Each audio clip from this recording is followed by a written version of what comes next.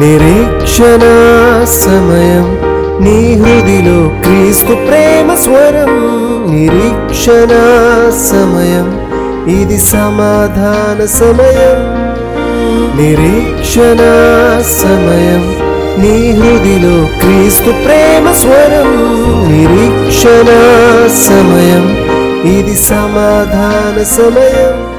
ప్రభునందు ప్రియ సహోదరి సహోదరులందరికీ ప్రభువైన యేసుక్రీస్తు వారి శుభనామంలో నిరీక్షణ సమయం ఆధ్యాత్మిక కార్యక్రమానికి ప్రేమతో ఆహ్వానం తెలియజేస్తూ ఉన్నాను. మీరు మీ కుటుంబాలు శాంతి సమాధానాలతో వర్ధిల్లాలని మనస్ఫూర్తిగా కోరుకుంటున్నాం. దేవుని వాక్య సత్యాలను నేర్చుకోవటానికి ఈ కార్యక్రమం ద్వారా మీతో మాట్లాడటానికి దేవుడు నాకు ఇచ్చిన అవకాశాన్ని బట్టి ప్రభువును స్తుతిస్తున్నాం. ప్రతి శుక్రవారం ఇదే సమయానికి ఇదే ఛానల్లో ఈ వాక్యాన్ని మీరు వినవచ్చు.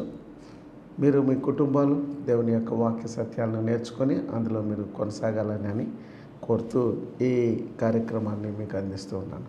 యెషయా గ్రంథం 33వ అధ్యాయం 6వ వచనంలో తెలియజేసినటువంటి ఒక వాక్య భాగాన్ని ఆధారం చేసుకొని మనము గత 3 ఎపిసోడ్స్లో దేవుని యందు భయభక్తులు కలిగినటువంటి వారి యొక్క జీవితాలు ఏ విధంగా దేవుడు ఆయన దృష్టిలోనికి తీసుకుంటాడో, వారి యొక్క కుటుంబ వ్యవస్థ, వారి యొక్క ఆధ్యాత్మిక జీవితాలు, అలానే వారి యొక్క మనుగడ ఎలా ఉంటుంది అనే విషయాలను మనం ధ్యానం చేసుకున్నాం.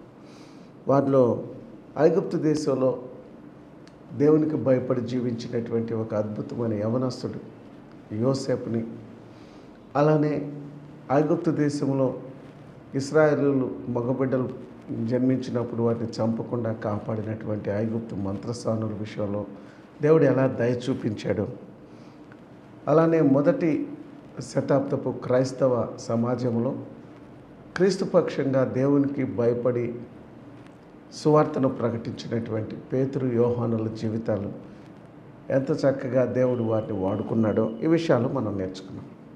అయితే బైబిల్ గ్రంథంలో ఆయా సందర్భాలలో ఇలాగా ఆయా ప్రాంతాలలో ఆయా దేశాలలో 66 పుస్తకాల్లో దేవుని పక్షంగా నిలబడి దేవునికి భయపడినటువంటి వారు అనేక మందిని మనం చూస్తూ ఉన్నాం.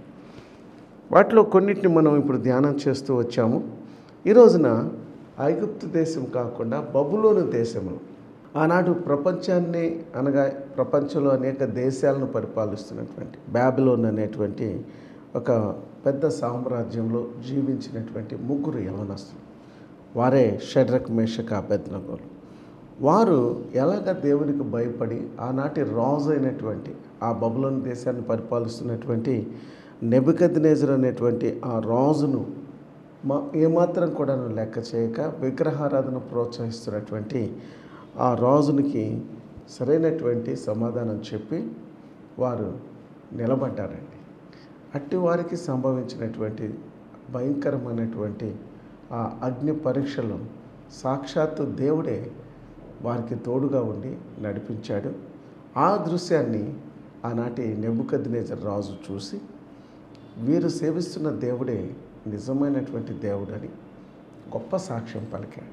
ఆ రాజు ఎప్పుడైతే షడ్రక్ మేషక్ అబేద్నెగోలు అగ్నిలో కాలిపోకుండా వారితో పాటు దేవుని కుమారుడైన యేసుక్రీస్తు కూడా వారితో ఉండటం చూసి ఆ రాజు ఇచ్చినటువంటి ఒక సాక్ష్యాన్ని మనం చూద్దాం. దానియేలు గ్రంథము 3వ అధ్యాయము 29వ వచనం. కాగా నేను ఒక శాసనమును నియమించి ఉన్నాను, అది ఏదనగా ఈ విధముగా రక్షించుటకు సమర్థుడగు దేవుడు కాక మరి ఏ దేవుడును లేడు. కాగా ఏ జనములో కానీ రాష్ట్రములో కానీ ఏ భాష మాట్లాడు వారిలో కానీ షడ్రకు మేషకు అబేద్నెగో అను వారి దేవుని ఎవడు దూషించునో వాడు తుత్తునీలుగా చేయబడును, వాని ఇల్లు ఎప్పుడునూ పెంట కుప్పగా ఉండును అని. అంతట నుండి రాజు షడ్రకు మేషకు అబేద్నెగో అని వారిని బబులోను సంస్థానంలో హెచ్చించాను. దేవునికి భయపడితే కష్టాలు వస్తాయి అనుకుంటారు చాలామంది. నిజమే, ఆ కష్టంలో నిలబడినప్పుడు దేవుడు వారిని దూషించిన ద్వేషించిన వారి చేతే వారిని అభినందిస్తాడు, వారిని హెచ్చిస్తాడు, వారిని ఆశీర్వదిస్తాడు అని చెప్పడానికి ఇదిగోండి ఈ షడ్రక్ మేషక్ అబేద్నెగోలను యొక్క జీవిత సాక్ష్యం చాలు. మరి ఏ నెబుకద్నెజర్ అయితే తాను నిర్మించినటువంటి తాను ప్రతిష్ఠించినటువంటి ఆ శిలా విగ్రహానికి మొక్కమనని చెప్పి బబులోను దేశ ప్రజలను ఆదేశించాడు. అలా మ్రొక్కనటువంటి వారిని అగ్నిగుండంలో వేస్తానన్నాడు. ఆ మాటకును ధిక్కరించి దేవునికి మాత్రమే భయపడి the three people, Shadrach, Meshach, Abednego, they feared unto the Lord. వాళ్ళు ఏం చెప్పారో చూద్దాం. ఆ స్టేట్మెంట్ కూడా చదువుదాం. మేము సేవించుచున్న దేవుడు మండుచున్న వేడిమి గల ఈ అగ్నిగుండము నుండి మమ్మను తప్పించుటకు రక్షించుటకు సమర్థుడు. మరియు నీ వశమున పడకుండా ఆయన మమ్మను రక్షించును. ఒకవేళ ఆయన రక్షించకపోయినను, 3వ అధ్యాయం 17వ వచనమండి.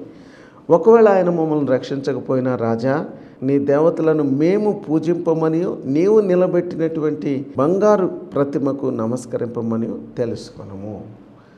అంత బోల్డ్గా వీరు స్టేట్మెంట్ ఇవ్వగలిగారు. యేసు ప్రభు ఈ లోకంలో జీవించిన కాలంలో ఆయన ఏమనంటే, నా నిమిత్తము ఎవరైనా సరే మిమ్మల్ని నిందించి హింసించి మీ మీద అబద్ధముగా చెడ్డ మాటలు పలికినప్పుడు, మిమ్మల్ని ఇలాంటి విషయాలు ప్రోత్సహించినప్పుడు మీరు వాళ్ళకి లొంగవద్దు.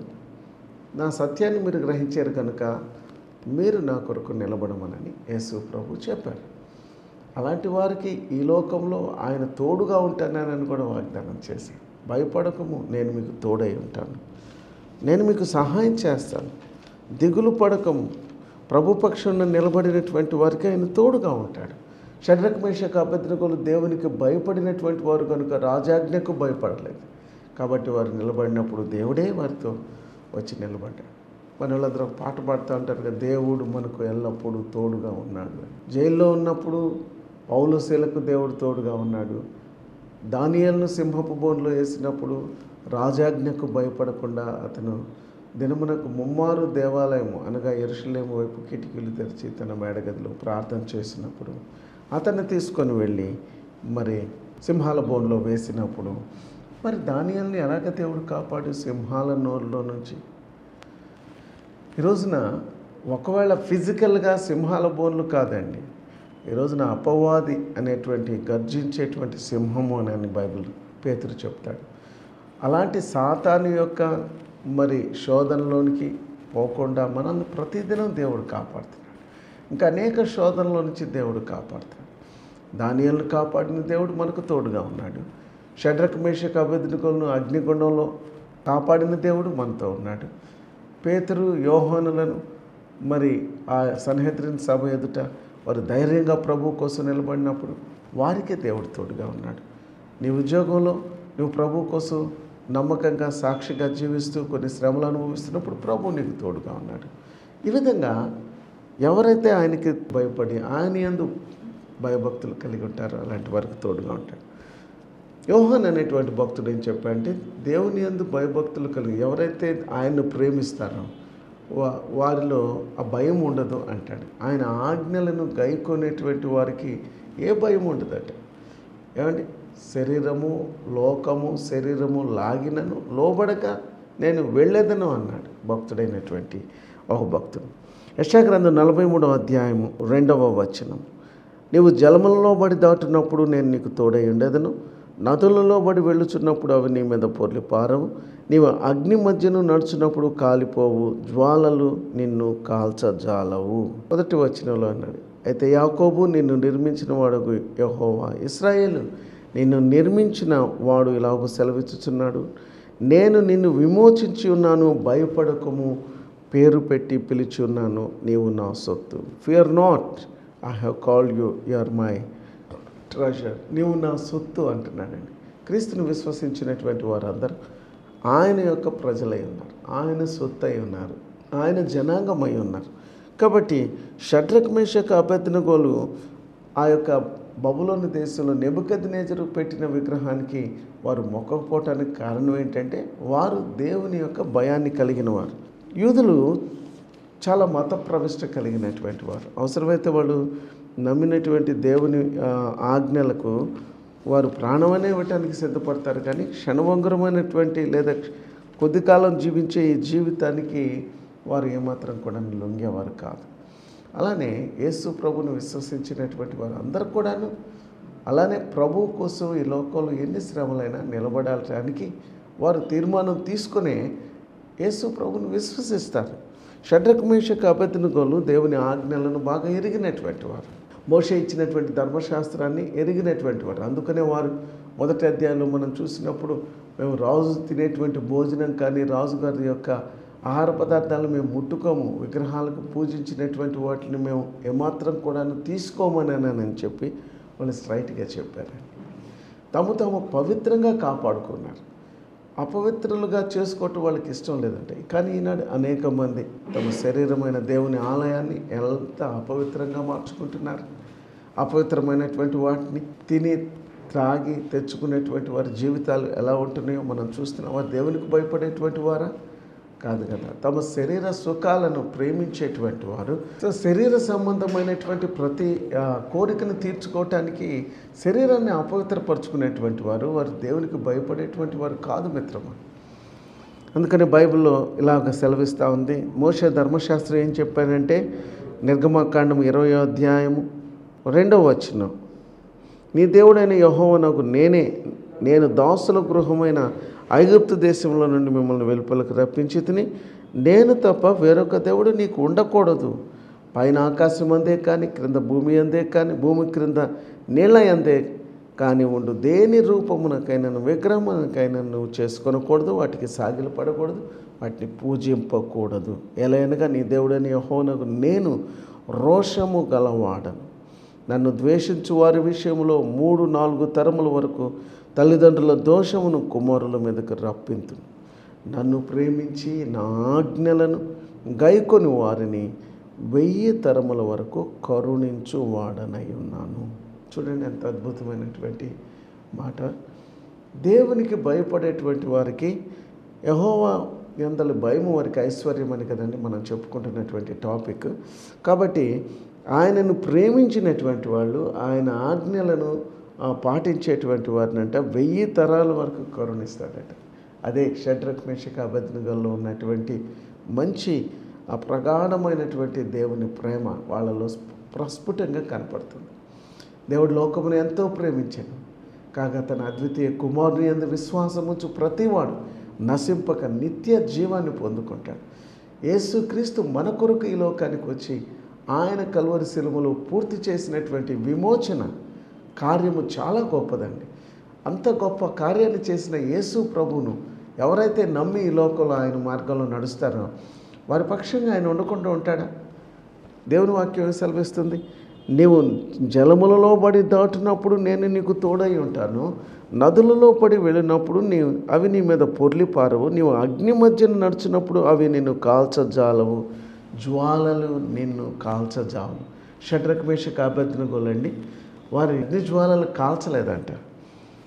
ఎందుకంటే వారిని వేసినటువంటి వారు, అగ్ని జ్వాలలో వేసినటువంటి వాళ్ళు కాలిపోయారు. కానీ వీళ్ళకంటండి వీళ్ళు వేసుకునేటువంటి బట్టలు కూడాను అగ్ని వాసన కూడా వాళ్ళకి అంటలేదంట.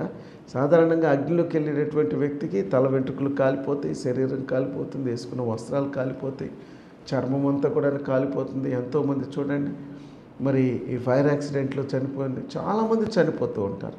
కొంతమంది బ్రతికినా సరే వాళ్ళు అంగవైకల్యంతోనో లేకపోతే ముఖము వికారంగానో స్పాట్స్ ముఖం మీద ఉంటాయి కాబట్టి వాళ్ళ ముఖం కూడాను అందవికారంగా ఉంటుంది. చాలా అగ్లీ ఫేస్ కలిగి ఉంటారు. అంటే వాళ్ళ యొక్క ఫేస్ అంతా కూడాను మరి స్కిన్ డ్యామేజ్ అయిపోవటం వలన వాళ్ళు చూడటానికే వికారంగా ఉంటారు. చాలా అసహ్యమైనటువంటి ఫేస్, ముఖ కవళికలన్నీ కౌంటెనెన్స్ మారిపోతుంది.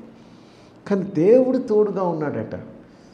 ఎవరికి? షడ్రక్ మేషక్ అబేద్నెగో. ఎందుకు దేవుడు తోడుగా ఉన్నాడంటే వారు ఆయన ఆజ్ఞలను అనుసరించేటువంటి వారు, ఆయనను ప్రేమించి ఆయన ఆజ్ఞలను గైకొనేటువంటి వారు. 1000 తరాలండి. 1000 తరాలంటే ఒక్కొక్క తరం 100 సంవత్సరాలు. 1000 తరాలంటే ఇక మీరు లెక్కేసుకోండి 10 జనరేషన్స్కి దేవుడు తోడుగా ఉంటాడు. చాలామంది భక్తి అప్పటికప్పుడే ఒక విత్తనం నాటేవంటే ఆ రోజే కాయాలనుకుంటారు.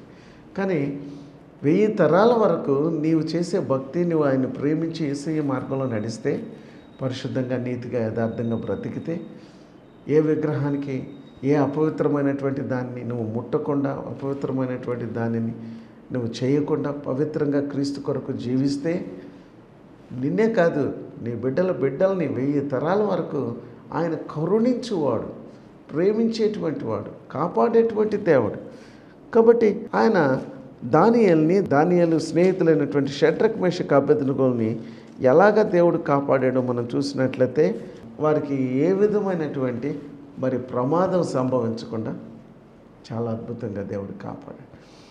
యేసు ప్రభు లేకపోతే మనల్ని ఈ అగ్ని ఆరని పురుగు చావనటువంటి ఆ నిత్య నరకాగ్ని నుంచి రక్షించేవాళ్ళు ఎవరు లేరండి. ఏమండి, యేసు ప్రభువే మనల్ని నిత్య నరకాగ్ని నుంచి రక్షించేవాడు. బైబిల్ ఏం సెలవిస్తుందంటే మత్తయి సువార్త 1:21 ఆయనకు ఒక పేరు పెట్టమని అని చెప్పి మరియమ్మకు దేవదూత చెప్తుంది. ఏం పేరు పెట్టాలి అని అంటే ఆయనకి యేసు అనే పేరు పెట్టమని. యేసు అనగా ఏంటంటే సమస్త మానవులను వారి పాపముల నుండి ఆయనే రక్షించును గనుక ఆయనకు యేసు అనే పేరు పెట్టమని. తర్వాత ఇమ్మానుయేలు అనే పేరు కూడాను ఆయనకు ఉన్నది. ఇమ్మానుయేలు అనగా దేవుడు మనకు తోడని అర్థం. ఒంటరిగా ఉన్నావా? శోధనలో ఉన్నారా? బాధల్లో ఉన్నారా? విడిచిపెట్టబడ్డావా? కుటుంబంలో మరణం సంభవించిందా? నానేటువంటి వాళ్ళందరూ దూరమై కన్నీటి రోదనతో ఒకవేళ ఈ యొక్క కార్యక్రమాన్ని వీక్షిస్తున్నావేమో సహోదరుడా, సహోదరి, నా ప్రియ స్నేహితుడా, యేసు ప్రభు నిన్ను రక్షించే నాదుడు, నిన్ను రక్షించేటువంటి దేవుడు. చూడండి, అందుకనే వాళ్ళు అన్నారు కదా, ఓ రాజా నెబుకద్నెజరు, ఇదిగో నీవు ప్రతిష్ఠించినటువంటి ఈ విగ్రహానికి మేము మొక్కము. ఎందుకో తెలుసా?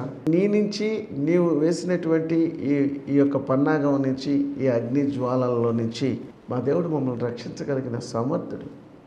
ఆయన మమ్మల్ని రక్షించే దేవుడు, మమ్మల్ని కాపాడే దేవుడు. ఆఫ్టర్ ఆల్ ఈ లోకంలో బ్రతికే 60-70 సంవత్సరాల జీవితం కోసం ఈ నెబుకద్నెజరు ఎవరో తెలుసా అండి? సాతానుకు సాదృశ్యం. వాడే లూసిఫర్. ఈరోజున అనేక మందిని ఇలా బెదిరిస్తున్నాడు. నాకు మొక్కు, నేను చెప్పిన ఈ పాపం చెయ్యి, ఆ అమ్మాయిని పెళ్లి చేసుకో, ఈ అబ్బాయిని పెళ్లి చేసుకో, అది చెయ్యి, ఇది చెయ్యి, నీకు నచ్చింది చెయ్యి, నీ మనసుకు ఇష్టం వచ్చినటువంటి కార్యం చేయి, నీ కళ్ళకి ఇష్టం వచ్చినటువంటి అపవిత్రమైన కార్యాన్ని చేయి. చేయటం అంటే మొక్కటమే, దానికి నువ్వు బానిసైపో. పాపం చేయవాడు పాపానికి బానిస. సహోదరి సహోదరులారా, ఎంతమంది ఈ విధంగా అపవాది క్రియలకు బానిసలైపోయారండి. నరకం అనేటువంటిది మనిషి కోసం దేవుడు సృష్టించలేదండి. అపవాదికి దాని దూతలకు సిద్ధపరిచాడు. యేసు ప్రభు వాళ్ళని రక్షించటానికి, మనల్ని రక్షించటానికి ఆయన కలువరి శిలువ మీద తన ప్రాణాన్ని అర్పించాడు. ఆయన తన రక్తాన్ని చిందించాడు. నువ్వు ఆయన దగ్గరకు ఉన్న పాటును వచ్చినట్లయితే, ప్రభువా నేను ఈ సాతాను నన్ను బంధించి అనేకమైనటువంటి పాపాలకు బానిసగా చేసి, ప్రతి అపవిత్రమైన ఇంటర్నెట్లో అశ్లీల దృశ్యాలు, చెడు స్నేహాలు, అపవిత్రమైనటువంటి బంధాలు, బాంధవ్యాలు, అక్రమ సంబంధాలు, ఈరోజున మనం చూస్తే మనిషి విచ్చలవిడిగా కామ, క్రోధ, లోభ, మదమత్సరాలకు బానిసైపోయాడు. మంచికి ఏమాత్రం కూడాను మనసులో తావేయటం లేదు. కన్నులు చెడిపోయినాయి, మనసు చెడిపోయింది, హృదయం ఘోరమైన వ్యాధి కలిగినది. సో ఈ నేపథ్యంలో మనల్ని రక్షించే ఏకైక భగవంతుడు యేసు ప్రభు. అందుకని యేసు మాత్రమే మనలను ఈ అపవిత్రమైన జీవితాన్ని నుంచి రక్షించేటువంటి దేవుడు. మన పాపములను మనం ఒప్పుకొని ఆయన నమ్మదగిన వాడు, నీతిమంతుడు కనుక ప్రతి పాపము నుంచి, మిత్రమా, సహోదరి సహోదరుడు, ప్రతి పాపం నుంచి కడిగేటువంటి ఆయన పవిత్రమైన రక్తము నీ కొరకు చిందించబడింది. అయితే నీవు చేయవలసిన పని ఏంటంటే, నువ్వు యేసుక్రీస్తు నీ కొరకు చనిపోయాడనని, ఆయన తిరిగి లేచాడనని, ఆయన రక్తము నిన్ను ప్రతి పాపం నుంచి కడిగి వేస్తుందనని, నిన్ను శుద్ధినిగా చేస్తుందని నీవు విశ్వసించాలి, పశ్చాత్తాపడాలి, ఆయన నీ హృదయంలో చేర్చుకోవాలి. యేసు ప్రభు అన్నాడు నికోదేముతోటి. చాలా అతను యెరూషలేములో ఉన్నటువంటి థియోలాజికల్ కాలేజీకి ఒక ప్రొఫెసర్. ఆయన అంటే దైవ సంబంధమైనటువంటి జ్ఞానం అంతా బాగా తెలుసు. కానీ అతను యేసు ప్రభు దగ్గరకు వచ్చాడు. యేసు ప్రభు 33 సంవత్సరాల వయసులో ఉన్నటువంటి ఒక యవనస్తుడి దగ్గరికి ఒక వృద్ధుడు వచ్చాడు. అతనిలో కొన్ని అనుమానాలను అతను నివృత్తి చేసుకోవాలనుకున్నాడు. నేను పరలోక రాజ్యం చేరాలంటే నేను ఏం చేయాలో ఆ 33 సంవత్సరాల కార్పెంటర్ కొడుకున్నాడే యేసు ప్రభు, నజరేయుడని యేసుని గురించి విన్నాను, ఆ యేసు దగ్గరికి నేను వెళ్తానని పగలు రావటానికి అతను ఇష్టపడలేదు. ఎందుకంటే అతను కొంచెం పేరు ప్రఖ్యాతులు కలిగిన వ్యక్తి, పైగా మరి అతని ధర్మశాస్త్రాన్ని ఇతరులకు బోధించేటువంటి ప్రొఫెసర్, కానీ అతనికే తెలియదు ఒక క్రొత్త జన్మ అనేటువంటిది లోపల మనిషి యొక్క జీవితం ఎంత అపవిత్రంగా ఉంటుందో దాన్ని పవిత్రం చేసేటువంటి యేసు ప్రభు యొక్క సువార్తను వినాలి అని అతను ఆశతో వచ్చాడు. వస్తే యేసు ప్రభు యవనస్తుడండి, 33 years మ్యాన్, ఒక వృద్ధుడైనటువంటి వ్యక్తి అన్నాడు కదా, అయ్యా నీ అంతటి గొప్ప వ్యక్తి ఈ లోకంలో ఎవరు లేరు, నువ్వు పరలోకంలో నుంచి దిగి వస్తే తప్ప ఈ లోకంలో ఎవరు కూడా ఇలాంటి బోధలు చేయరు అని చెప్పి యేసు ప్రభుని ప్రశంసల వర్షంతో ముంచడానికి ప్రయత్నం చేస్తే అప్పుడు యేసు ప్రభు అతను చూసి అన్నాడు కదా, నీవు క్రొత్తగా జన్మించితేనే తప్ప నికోదేము నీవు క్రొత్తగా జన్మించితే తప్ప నువ్వు పరలోక రాజ్యం చేరలేవు. అది ఎలా సాధ్యం? నేను వృద్ధుడిని కదా, ఇప్పుడు ఎలాగ నేను క్రొత్త జన్మ మరలా తిరిగి నా తల్లి గర్భంలోకి నేను వెళ్ళగలనా? ఏంటి మీరు చెప్పేది అన్నట్లుగా అతను యేసు వైపు చూశాడు ఆ రాత్రి సమయంలో. అప్పుడు యేసు ప్రభు అంటున్నాడు కదా, నీవు నీటి మూలంగా అలానే ఆత్మ మూలంగా నువ్వు బాప్తిసం తీసుకోవాలి.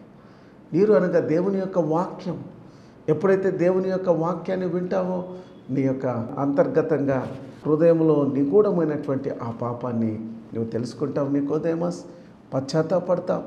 దేవుడు పవిత్రుడు కదా, ఆ పవిత్రమైనటువంటి లోకంలో ఆ యొక్క పరలోక రాజ్యంలో చేరాలంటే ఆ పవిత్రుడైనటువంటి యేసుక్రీస్తుని నీ అపవిత్రమైన హృదయంలోనికి ఆయన ఆహ్వానించాలి, పశ్చాత్తాపడాలి, వాక్యం వినాలి, మారు మనసు పొందాలి. ఈరోజున చాలామంది మారు మనసు లేదా ఈ క్రొత్త జన్మ అనే అనుభవం లేకుండానే ఏదో చిన్న చిన్న తీర్మానాలు తీసుకొని పైన కొన్ని భక్తి సంబంధమైనటువంటి తీర్మానాలతో చలామణైపోతున్నారు మిత్రులు. అందుకని వారు ఎక్కువ కాలం దేవుళ్ళు నిలబడలేకపోతున్నారు, పవిత్రమైన జీవితాన్ని జీవించలేకపోతున్నారు. ఒక వ్యక్తి క్రొత్తగా జన్మించినట్లయితే దేవుని ఆత్మచేత అతను నడిపించబడతాడు. యేసు ప్రభు బైబిల్ సెలవిస్తూ ఉంది ప్రియులారా, ఎందరైతే ఆయన ఆత్మచేత నడిపించబడతారో వారందరూ దేవుని కుమారులు అనబడతారన్న. సో షడ్రక్ మేషక్ అబేద్నెగోల యొక్క జీవిత సాక్ష్యం మనందరికీ కూడా చాలా స్ఫూర్తిని కలిగిస్తుంది. ఒకవేళ ఈ సమాజంలో ఈ క్రొత్త జన్మ అనుభవం లేకుండా ఏదో నీ ఇష్టానుసారంగా విచ్చలవిడిగా జీవిస్తున్నావేమో, అయితే పాపం వలన వచ్చే జీతం మరణం, అయితే దేవుని కృపావరం అనగా ప్రభువైన యేసుక్రీస్తునందు నిత్య జీవం, క్రొత్త జీవితం, పవిత్రమైన జీవితం, దాన్ని సంపాదించుకుంటే ఆ నిత్య నరకాన్ని మీరు తప్పించుకుంటారు, ఆ నిత్య మోక్షరాజ్యానికి వారసులు అవుతారు. ఒక క్రొత్త జీవితం, ఒక క్రొత్త వ్యక్తిత్వం, ఒక నూతన జన్మ అనుభవాన్ని మీరు పొందాలనుకుంటున్నారా? మీ జీవితం మారాలనుకుంటున్నారా? మీరు ఒక అర్థవంతమైనటువంటి జీవితాన్ని, ఒక పవిత్రమైనటువంటి జీవితాన్ని ఈ లోకంలో జీవించాలనుకుంటున్నారా? ఈ నిరీక్షణ సమయం కార్యక్రమం ద్వారా మిమ్మల్ని అందరినీ ప్రభు దగ్గరికి ఆహ్వానిస్తున్నాను. నీకు ఈ క్రొత్త జీవితాన్ని, క్రొత్త జన్మను, పరిశుద్ధాత్మలో తిరిగి పుట్టడం, ఒక నూతనమైనటువంటి జన్మ, నూతన సృష్టి, నూతనమైనటువంటి వ్యక్తిత్వాన్ని మీరు పొందాలంటే యేసు ప్రభుని ఒక్కసారి మీ హృదయమంతటితో ప్రార్థన చేయండి. ప్రభు మీకు తప్పనిసరిగా ఈ నూతన జన్మనిస్తాడు. మరలా తిరిగి ప్రభు చిత్తమైతే మరలా మరి ఒక ఎపిసోడ్లో దేవుని అందరి భయమును గురించి మనం నేర్చుకుందాం. ప్రార్థన. ప్రేమ కలిగిన తండ్రి, ఇదిగో ప్రభువా, నీకు భయపడిన షడ్రక్ మేషక్ అబేద్నెగోలు ఎంత గొప్ప సాక్ష్యాన్ని పొందుకున్నాను. ఈ రోజున ఎంతమంది క్రైస్తవులకు ఒక ఆదర్శంగా, ఒక సవాలుకరంగా ఈ యొక్క చరిత్రను మేము చదువుతున్నాం. ఈ కార్యక్రమాన్ని వీక్షిస్తున్న ప్రతి సహోదరి సహోదరు ఈ నూతన జన్మ అనుభవాన్ని పొంది ఈ లోకంలో ఒక ప్రత్యేకమైనటువంటి వ్యక్తులుగా జీవించుటకు సహాయం చేయండి. వారు ఎదుర్కొంటున్న ప్రతి సమస్యలో మీరు తోడుగా ఉన్నారని ధైర్యాన్ని, విశ్వాసాన్ని, నిరీక్షణను దయచేయమని యేసునామములో ప్రార్థిస్తున్నాను. ఆమేన్. ఇంకా మీరు ప్రభువైన యేసుక్రీస్తుని గురించినటువంటి అతి శ్రేష్టమైన ప్రేమను గురించి మీరు తెలుసుకోవాలని ఆశపడుతున్నట్లయితే మరలా తిరిగి ఈ కార్యక్రమం ఇదే సమయానికి ఇదే ఛానల్లో వీక్షించండి. మరి గుంటూరు పట్టణంలో నెహ్రూ నగర్ 7వ లైన్లో ఉన్నటువంటి హోప్ చర్చ్ సంఘంలో ప్రతి ఆదివారం 10 గంటల నుంచి 12:30 వరకు జరిగే ఆరాధనకు మిమ్మల్ని ప్రేమతో ఆహ్వానిస్తున్నాను. Thank you very much. God bless you. See you again.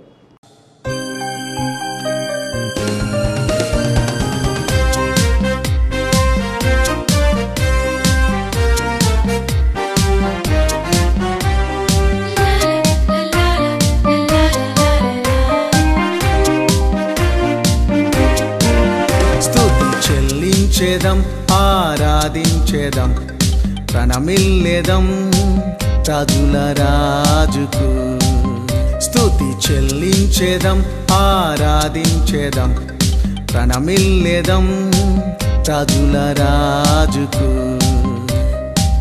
అనుదినం అనుక్షణం కాపాడుచున్న ప్రియ ప్రభువుకు అనుదినం అనుక్షణం కాపాడుచున్న ప్రియ ప్రభువుకు నిత్యం ఆరాధన నిరంతర స్తోత్రార్పణ నిత్యం ఆరాధన నిరంతర స్తోత్రార్పణ స్తుతి చెల్లించెదం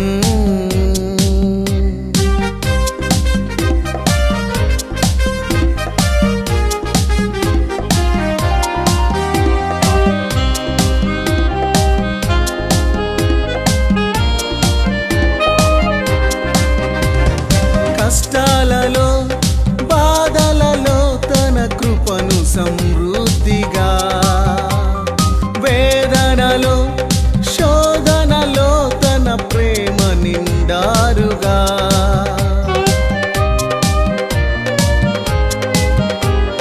కష్టాలలో బాధలలో తన కృపను సమృద్ధిగా వేదనలో శోధనలో తన ప్రేమ నిండారుగా అనుగ్రహించుచున్న దేవాది దేవునికే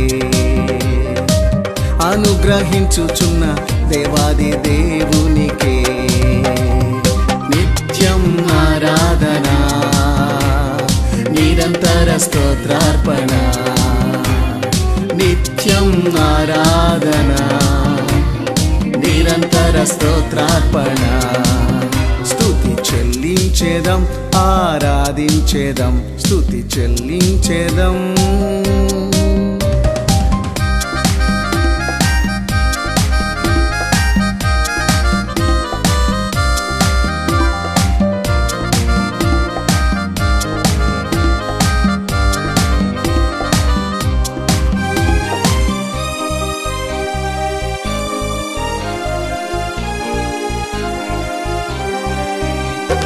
చీకటిలో వెలుగుగా వ్యాధులలో పరమ వైద్యునిగా ఒంటరితనములో స్నేహితునిగా నిరాశలో నిరీక్షణగా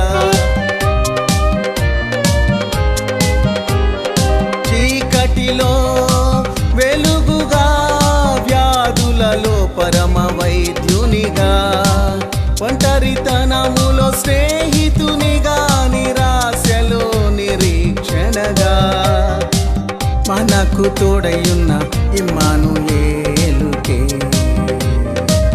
మనకు తోడయున్న ఇమ్మానుయేలుకే నిత్యం ఆరాధన నిరంతర స్తోత్రార్పణ నిత్యం ఆరాధన నిరంతర స్తోత్రార్పణ స్తుతి చెల్లించెదం ఆరాధించెదం స్తుతి చెల్లించెదం ఆరాధించెదం ఒంటరితనముతో ఓదార్పు లేక ప్రేమించేవారు లేక జీవితంలో నిరాశ నిస్పృహలో ఉన్నవారికి ఆ ప్రభు ప్రేమను రుచి చూడాలని మీ జీవితాలను మరియు మీ కుటుంబాలను ఆనందంతో నింపుకోవాలని ఆశపడేవారికి ఇదే మా ఆహ్వానం. మన గుంటూరు పట్టణంలో నెహ్రూ నగర్ 7వ లైన్లోని house of prayer fellowship church నందు జరిగే ఆదివారం ఆరాధనకు మిమ్మల్ని ఆహ్వానించుచున్నాము. ఆదివారం ఆరాధన సమయం ఉదయం 10:30 దైవజనులు సోల్మన్ రెడ్డి గారు వాక్యమును అందించి మీ అన్ని అవసరతల కొరకు ప్రార్థిస్తారు. మా address house of prayer fellowship church, Nehru Nagar 9th line, Guntur. మా సెల్ ఫోన్ నంబర్ 9394782237 మరియు మా ఉదయకాలపు ఆరాధన ఆర్టీసీ కాలనీలోని house of prayer fellowship church నందు 8 గంటల నుండి 10 గంటల వరకు జరుగును. అడ్రస్ ఆర్టీసీ కాలనీ 1వ లైన్, గుంటూరు. మా ఫోన్ నంబర్ 9394782237. అందరూ ఆహ్వానితులే.